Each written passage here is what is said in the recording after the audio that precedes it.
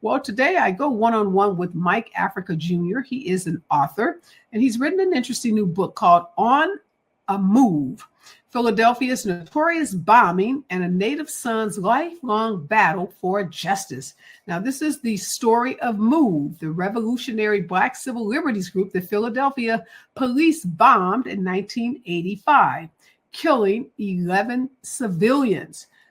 This book is by one of the few people that were born into that MOVE organization, one of the few people who were raised during the bombing's tumultuous aftermath. And this is one of the few people that has been entrusted with repairing what was left of his family.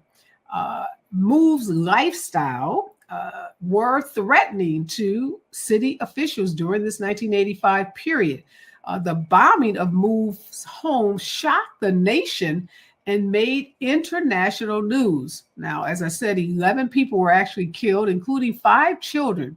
And the city of brotherly love, that's what we usually refer to Philadelphia as, then became known as the city that bombed itself. So think about this. You have a police force dropping a bomb on one of its very own communities. Sounds like something that would happen in a third world country. Sounds like something that happens in the Middle East. Doesn't sound like the way U.S. law enforcement typically handles its own citizens. Thank you so much, Mike, for joining me. Boy, you've got a really, really compelling backstory. I know that you were 6 years old when this community of MOVE was bombed in Philadelphia by Philadelphia's own law enforcement, and your parents were incarcerated. And take us back to this period in 1985. Before the bombing, because a lot of people may not remember this group, MOVE, what it stood for, what it was doing, and how it came to be in this Philadelphia community. Okay, thank you for having me. First of all, let me just say that I appreciate the time on your show. So, the MOVE organization was founded by my great uncle John Africa. He started the organization with a simple mission: protect life, people, animals, and the environment. But, you know, when you have a mission like that, you know, it can be kind of dangerous in the city of Philadelphia or any city in America, you know, because sometimes it goes against the status quo. Let me ask you this about your uncle. Was he at all inspired by the Black Panther movement of the 50s and 60s? Like what inspired him, if you know, to start this movement? Yeah, he was a Korean War veteran, and he saw the destruction of the mountains in Korea because of the bombs and the gunfire. I wrote about it in the book to kind of give people some understanding about why he started the organization. And, you know, he just wanted to do something about it. He felt that he had been lied to, and other Americans had been lied to, especially Black Americans, going to war for this idea of freedom, but it really had nothing to do with that. And he was angered by it, and he wanted to do something. So I think he was inspired by a lot of different people and groups. He really loved Malcolm X. He was definitely inspired by the Black Panther Party, but you know, he felt that he needed to do something beyond what they were doing, because a lot of them were talking about freedom for Black people or freedom for human beings, but they weren't talking about freedom for animals necessarily. So he integrated the animal rights part of the organization into it, and same with the environment. And, you know, what he came across was a lot of people that either didn't understand or didn't care. Specifically, the city of Philadelphia's police department. Frank Rizzo was. But hold on, before we get to the police, I want to go a little deeper in MOVE. So you told us what the mission of MOVE was. Who did he recruit? How did he recruit these people? And how large was the organization by 1985? So most of the organizational members originally were neighbors that, you know, got to know him. My family, he has 4 sisters. 2 of them were MOVE members. One of them was my grandmother, and she had 5 children. All of them were MOVE members. And my aunt, his other sister, had a child. He was a MOVE member. And, you know, a lot of cousins.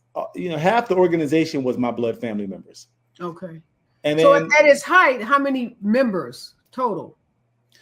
I would say that what I know of at its height, biggest number, 60, 70 people. Okay. And just kind of on a day-to-day basis, when you think about an organization that has a mission that you've just articulated, what did that mean in terms of day-to-day lifestyles? Like, what did these MOVE members do that distinguished them, say, from any other neighbor that lived in this community? Well, first of all, in the 70s, MOVE members had locks. And in 2024, locks are popular now. But I can assure you in 1970 something, they were not. Mm-hmm. So natural living, that was one thing. MOVE got on the nerves of the neighbors because they were trying to be so close to nature that they encouraged the children to not wear clothes because they said clothes weren't natural. The adults didn't do it, but the children often walked around naked. Mm-hmm. Outside in the coldest of winters. I mean, they were trying something new. And this was their way this is one of the activities or antics that they tried. But I know that they were always protesting. There was always a protest and a coordinated effort to disrupt the establishments of the Philadelphia Zoo and the Bronx Zoo and the Barnum and Bailey Ringling Brothers Circus. John Africa they made up signs, protest signs that said that they didn't say Barnum and Bailey Ringling Brothers Circus. They said Barnum and Bailey Ringling Brothers Sadism, because he would say it's so sadistic to force a baby tiger to jump through a ring of fire. You know, that baby tiger is somebody's baby, just like a person is somebody's baby. And, you know, it wasn't right to do that to those animals. And if Black people could understand that, you know, we didn't want to be shackled in chains and our ancestors be brought here in chains from Africa, we should understand that lions don't want to be brought here in crates, and tigers don't want to be brought here and electrically prodded and stuck with steel spikes and starved and forced to jump through rings of fire. So, but I want to go back to the children not wearing clothing. You said even during the winter months. I would imagine that was startling to many on the block. Let me tell you, as one of the kids, it was startling to me. Oh, you lived through this. I am one of the children. I grew up in the organization. I was born in the organization during before the bombing, during the most tumultuous time of the history of the organization. You know, I was born in a jail cell as a MOVE member, as a MOVE child. So no, we were not comfortable at all the way MOVE was living in 1970 something. So, like, what happened with school? Like, did you all go to school? If you went to you couldn't go to public school, get on a public school bus with no clothing without a teacher or somebody reporting it to Child Protective Services. So did they keep you all locked in in homes? We've been taken by Child Protective Services a few times. You know, what they started doing was when we would go out, we would put clothes on. But around the property and in the confines of our homes and property, we would take our clothes off. Yeah. So you're about 40 something years old now, right? That's right. How many contemporaries, meaning people in your age group that grew up the way you grew up in this movement, are still alive? Still alive? Alive. Most of us are still alive. The 5, as you read the caption earlier, 5 children were killed in the bombing. And there was a few other children that, you know, maybe they got older and passed away, you know, of some illness or something. But for the most part, we're all still here. What are you all thinking now? Because what you just described now, if a community told kids don't wear clothes and it's too hot or too cold or just don't wear clothes, period, a lot of people would feel like that's traumatizing, and right. You know, kids are being abused. When you and your contemporaries look back on that period, what do you all think about it? So I have 4 kids. My kids are 24, 26, 23, 20, and 12. And I've never used that practice with them. Mm-hmm. And I can say that I understand MOVE's interest in trying to, you know, encourage the kids to be strong and wanting to be, you know, close to nature and all that. But some things just didn't work out, wasn't practical, and it really just didn't make sense. So no, we don't practice those things with our kids now. Would it be appropriate to say that MOVE was a cult? Is that an accurate way to describe it, you think? I wrote about that in the book too, because I think people, when they see MOVE from the outside, they do think cult. And if you look up the definition of the word cult, yeah, you could see MOVE tendencies in it. I think that really what it come down to is MOVE had an idea about the way people should live and revolt against the system. And in many ways, because it was kind of a revolutionary idea, it became that way, because not many people are trying to do it. I mean, what is a cult? It's an organized group of people that have a different viewpoint and a different practice of other groups or whatever. I mean, Christianity could be considered a cult. Well, no, I mean, there's some parameters around cults. A lot of it has to do with, unabridged support of an ideologue, some figurehead, which I would imagine in this case would be your uncle. And most cults, engage in brainwashing and other kinds of, but we don't have to debate whether it was a cult. Obviously, some people probably view it that way. You all growing up in it, maybe you saw it differently. I don't know. I think of it as that way too, and that's why I said I wrote about it in the book. I can understand why people would see it that way, because if you look up the definition of it, it definitely has that characteristic. Let's talk about your parents. I want to talk about them. You said you were born in prison. Yes. And I know from the book that you spent the last couple of decades trying to get your parents out of jail, right? That's right. Why were your parents incarcerated? So so you mentioned the word cult, right? So a lot of people felt that way at that time. And this was back in 1978. Dreadlocks were weird to people.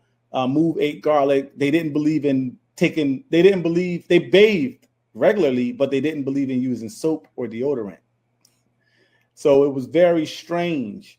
It was very smelly. People didn't like it. They also didn't believe it. They also didn't believe in killing animals. So they attracted a lot of animals. And when the exterminators came around to kill the rats and the roaches in the area, because MOVE didn't believe in killing anything, the animals would run to MOVE's house and have like a safe haven. So they had a lot of rats. It was pretty wild. It was pretty crazy. And what happened was neighbors began to complain. Okay. And MOVE's position was, this idea that, you're exterminating life, you're killing animals, you're killing life.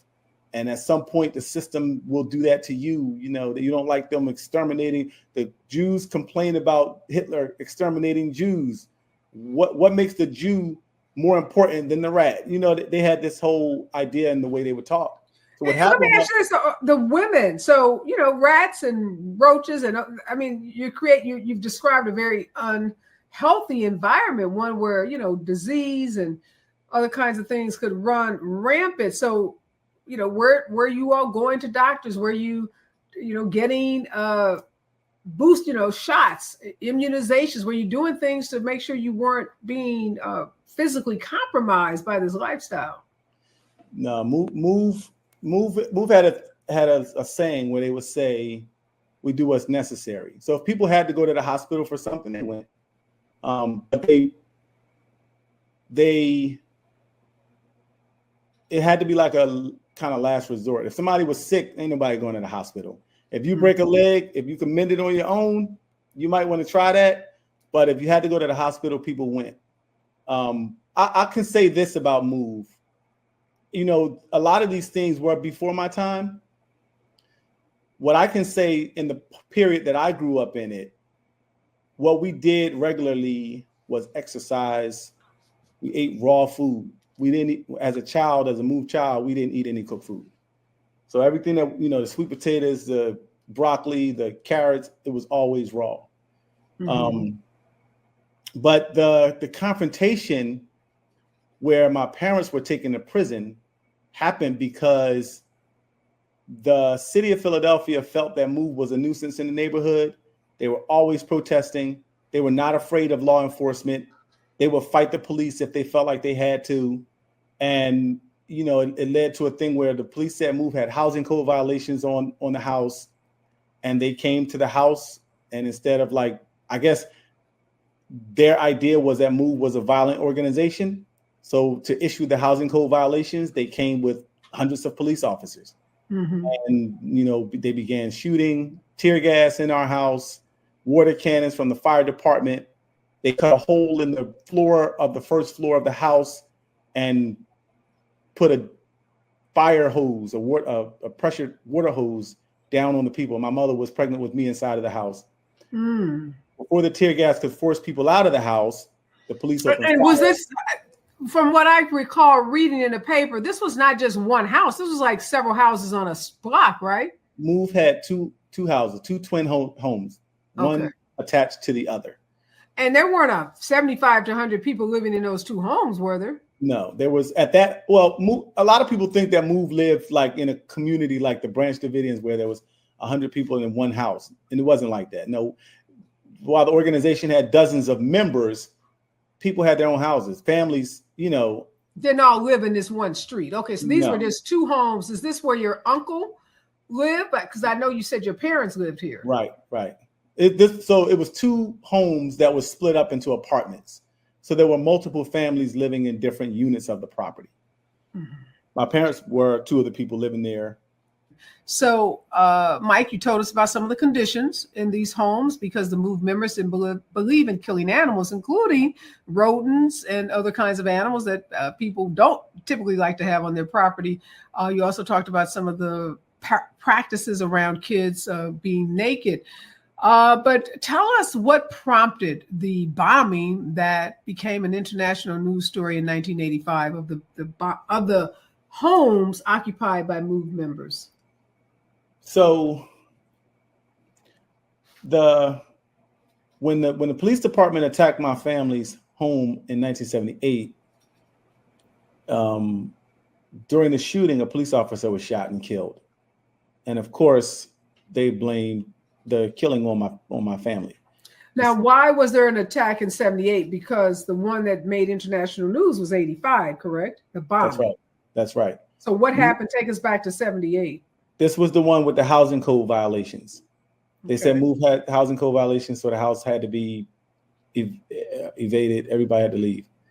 And MOVE, there was some kind of agreement that MOVE had with the city. They were trying to find homes for the animals that they had. They had a bunch of dogs. They were trying to find homes. They found homes for some, but didn't find homes for some others. And they went back and forth. And eventually it got to the point where the city of Philadelphia felt that MOVE had more than enough time to find homes, and they didn't do it. So the city was going to evict them. And MOVE refused to move. And when the police came to evict them, there was hundreds of police officers, fire department, and the streets department. They were tearing the house down with a wrecking ball while MOVE was still inside of the house. And so the shooting, the tear gas, eventually people came out of the house. My mother and my father came out of the house due to the tear gas and not being able to breathe. And they were immediately arrested. Later on, they found out that a police officer died. And 5 weeks later, I was born in the jail cell. And shortly after that, my parents and the other MOVE 9 members were convicted for the killing of the cop, even though my mother had never fired a weapon in her life. Did they ever determine who actually fired the weapon that killed the police officer? Many of the police officers said that the officer was shot by a stray bullet that came from behind MOVE. That's where the first shot came from. The supporters talked about the shot that came from some other direction other than MOVE. But the judge that sentenced them, he said that they were a family. They said they were a family, and that he was going to sentence them according to what they said they wanted to be sentenced as. So he gave them all 100 years in prison, 30-year minimums. And how many people were convicted for this? 9 people were convicted for the killing of one cop, with one bullet. And was it ever revealed who shot the gun, or that still was left unknown? Never. It was never determined who shot the cop. Did the MOVE members have weapons? Did they have guns? Of course, they claim they did not. And I believe they did. Yes, I believe they did. Okay, so that happened in 78, but that didn't end the organization. So the organization continued. So your mother and father were convicted, but not your uncle? Well, my uncle wasn't in the house at that time. Okay. There was 9 members that were convicted, and he was not in the house. The other members, him included, were protesting to get the release of the Move 9 members. And while they were protesting, they hadn't, they were not wanted or charged. Many of them had been arrested and released from prison because the state didn't have enough evidence to charge them or to hold them. So they were released from prison, my uncle John Africa included. But on May 13th, 1985, the city. So from 78, your uncle continued the organization. He continued the organization. Okay. He traveled from Philadelphia to New York City, to Rochester, New York, down to Richmond, Virginia, trying to talk to people about protecting life, his belief. And after 3 years of traveling and basically, eluding authorities, he was captured in Rochester, New York, one of the Underground Railroad stops. And what year was that? That was 1981. Okay, he was incarcerated in 1985? That's right. He was put on trial, facing 50 to 75 years for whatever they said he was doing, gun running, brandishing weapons, whatever they were trying to say. He represented himself in court, and he was acquitted of every single charge, and he went home. Okay, so he's out in 1985. That's right. He's out, and he's at the house on Osage Avenue. Okay. And he was protesting, and they were calling attention. The new mayor, Wilson Good, who was a black mayor, decided that he believed that the Move 9 members were innocent. And he made statements saying that he believed that the officer was killed with friendly fire. Move was outraged when he didn't do anything to get them out of prison. He made the statement, but he didn't release them. Mm-hmm. So Move began to really ramp up the protest. And they did some things that I guess in hindsight, you can look at it and say it was really horrible things to do. But at the time, I guess their outrage just forced them to just give us some example of some of the things you think might not have been too prudent. Well, what they did was they strapped a bullhorn to the front of the house in a residential neighborhood, and they just yelled from it. They yell. I'm talking 24/7 sometimes on Christmas Day, and they were yelling and they were cursing, talking about if Santa Claus came down this chimney, they were going to, kill him, and he would never, they were just saying things. Just, we want our people out of prison, and we don't care about your Santa Claus. The only present we want is for our people to be free. And if Santa Claus come down here, we'll blow his head off. They were just really just over the top, vulgar language. That really got on the neighbors' nerves. It really hurt them. Their children were trying to come home from school. They were trying to be peaceful, whatever they were trying to do. And Move was just, making it difficult for the neighbors. Okay. Yeah. And they felt like the neighbors should be upset about the injustice of not freeing the Move people too. So they would try to put pressure on them to go to City Hall, and complain to the mayor themselves. If you want peace in the neighborhood, we'll go down to City Hall and tell the mayor to give you peace by freeing our people, right. And that, so that's the kind of thing that I would say, I don't think that was a good idea. I understand their outrage. I want my mother home. I want my father home. But that way of doing it didn't work out so well. So on this one day in 1985, why did the police come to the house? Was it to stop the noise, a noise abatement? Was it to serve eviction notice? What was the purpose? They said they had warrants on 3 Move members. These warrants were misdemeanors. They were misdemeanor warrants. There was some kind of domestic dispute inside the house. There was maybe a terroristic threat or something, but nothing serious, nothing that even put a person in jail for. And they showed up to the house with more cops than they had 7 years earlier, with a helicopter that had a bomb strapped to it. They had, I know that Move did a lot of things wrong, but the punishment didn't fit the crime. They had 50 caliber machine guns. They had AK-47s. They had armor piercing anti-tank guns. Wow. And grenades, and they had a bomb, and they used them all. 10,000 rounds of ammunition they fired at our house. The children were inside the house. Were you in the house? No, fortunately, my grandmother had just recently left the organization because of internal feuds. and she took me with her, and she would not take me back to the house. So I saw the fire that the bomb created from my grandmother's house, which was about 4 miles away. Wow. So you escaped that bombing. Now, 11 people were killed that day. Were all of these people, was that the totality of who was in the home? No, 13 people were in the house. 11 of them were killed, and 5 of them were children, and I knew them all. Wow. So 2 lives were spared. One, Ramona Africa, was the adult that survived, and Birdie Africa, my big brother, was the only child. He was 13 years old. That's your biological brother? He's my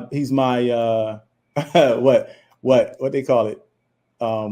Unconventional orphan brother. So his parent, like my parents were in prison, and because I didn't have, my grandmother was in and out of jail, and it just so happened that she was out of jail when she left. So his mother, Birdie's mother, was like my surrogate. She took care of me since my mother was in prison. So he was like, the big brother. So he survived. He survived. Okay.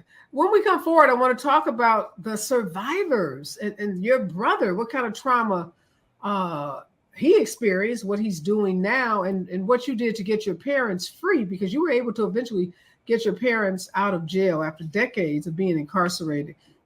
What was that like, and where are your parents today? Trying to free my parents from prison was one of the hardest things I ever had to do. Definitely time consuming. But it was probably one of the most rewarding things I achieved too. Outside of having my own, my wife, having our kids. My parents never, they didn't kill a police officer. They didn't belong in prison. And, it was really a lot of hard work. That's why I wear this hat to say hard work. It was a lot of hard work to get people to see that and get the officials to agree with me enough to release them. So how were they released? Did they get a new trial? Was the charges against them dropped? What happened? No, they were paroled. The parole board made a decision that they were never letting them go. They were never going to give them parole. For 10 years, they denied them parole. And, I met with the parole board members. I met with the head of the parole board. I met with city officials, state representatives. I met with every official that I could get in front of, city council members. And I just talked to them about the importance of them being home for me and what it would do for the city, a state that talks about second chances. And I just explained to them that my parents would be very good people, and they would be contributing members to society. And I showed them all of the work that my parents had done in prison and all of the people that they had helped. And that, even though a lot of the things that has been talked about with MOVE, the negativity that MOVE, deserves some of the negative criticism they deserved, my parents weren't really those people. My parents, everybody didn't agree with every decision that was ever made when it came to a MOVE story. I'm sure my father and my mother weren't comfortable with rats being around them. And I know that, everybody wasn't. But sometimes when you're around other people, you can't control the actions of other people. And where's your uncle today? Is he still living? My uncle was in the fire, in the bombing in 1985. Oh, he's one of the 11 that died. Yeah. What happened to the movement? What happened to what? The movement after your uncle was killed in 85. After my uncle was killed in 1984. So let me just say something about him too. He was one of the neatest people. I think a lot of people don't really know him either. He was one of the neatest people, cleanest people. But he had this belief that life shouldn't be killed, and that just really changed the way things were. But after he was killed in the fire, Ramona Africa, who was the lone adult survivor of the bombing, she was released from prison in 1992. Mm-hmm. And she went after she was arrested, she was charged with arson, and the police charged her with setting the fire. So when my grandmother took me out of the organization in 1983 or 4, when Ramona came home in 1992, I asked my grandmother if I could go back with Ramona, and she said yes. So I went back with Ramona, and I started learning about the case with her. And, we worked together to talk about the issue of the Move 9 being in prison. And that's what the organization mostly did. Traveled around the country, around the world, talking about this issue and saying free to Move 9. And so of the 9, your parents were released. Were the other 7 released too? In 2018, I went to pick up my mother from prison. And in 2020, my Uncle Chuck, who was the last remaining Move 9 member in prison, I went to pick him up too. Everybody else came home as well. So now all 9 have been released. Yes. Is there a movement now called Move? Right now, I am faced with this position of being the face of the organization at this point and juggling my own life and carrying on the legacy of the history.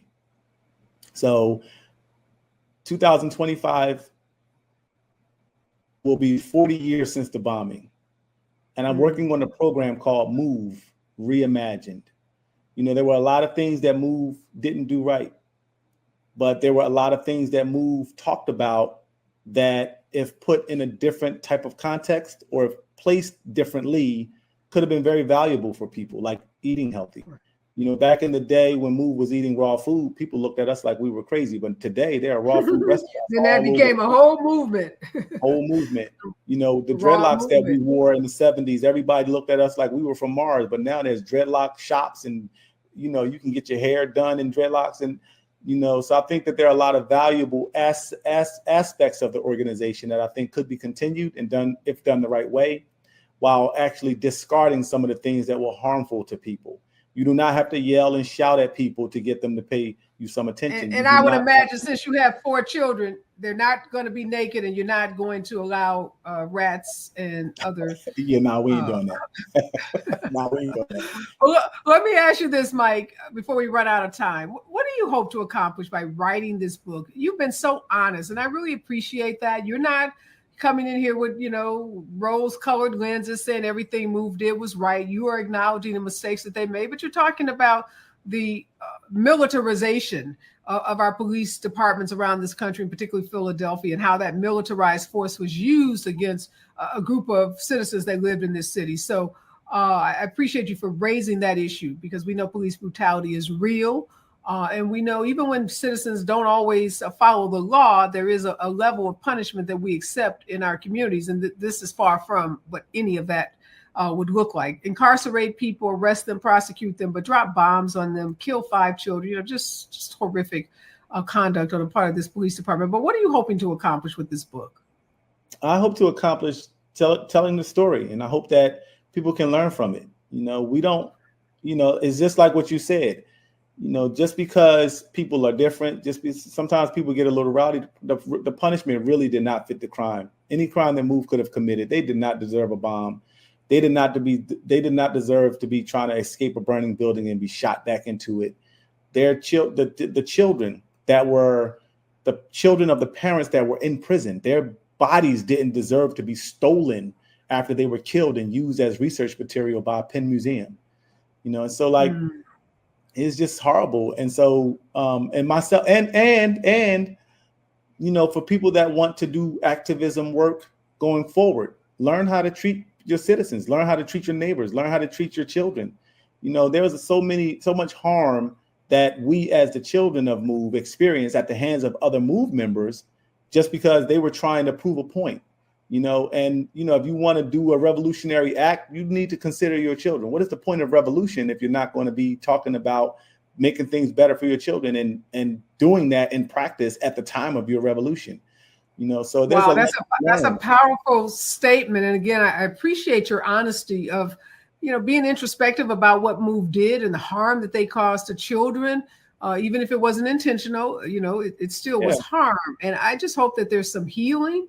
I hope that you and your, other survivors, I'm going to call you all survivors, can get some help with the trauma, because you did experience trauma, whether it was at the hands of the police or other, as you said, MOVE members. But what a fascinating story, and bravo to you for having the courage to tell this story and to figure out a way to tell it in a way that can honor, as you said, the things that were done well in this organization, and be honest about those that were harmful to the community as well as to families. We don't often see that. Often it's people want things to be either black or white, and we know life is complex and it's neither black nor white. It's lots of shades of gray.